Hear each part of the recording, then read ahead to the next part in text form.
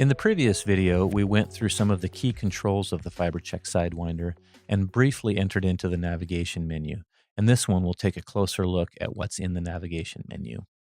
To access the menu, simply touch the screen in live view, and that'll take you into a list of different options.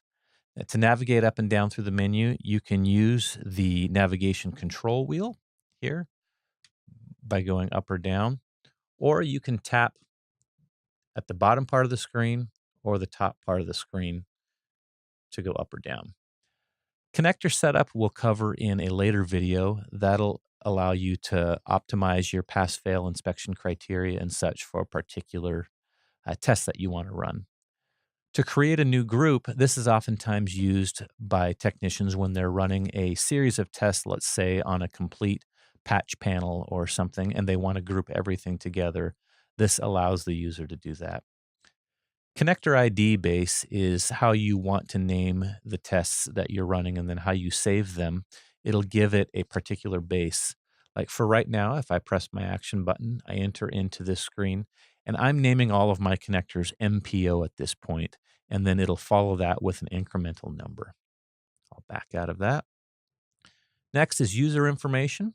I can select that, and this gives me the ability to customize information about my own company, my address, my customer location, job ID, operator, so on and so forth. So a lot of different possibilities here to enter in information about the user. Recall image.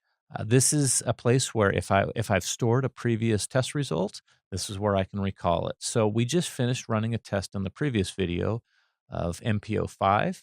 And so now I want to view that. I can either tap the screen or press my action button here, and that'll recall that test again, exactly like I saw the test result. So it gives me my name, and then I can individually scroll through each one of those results and look at the pass-fail results, toggle the overlays and such on that particular fiber.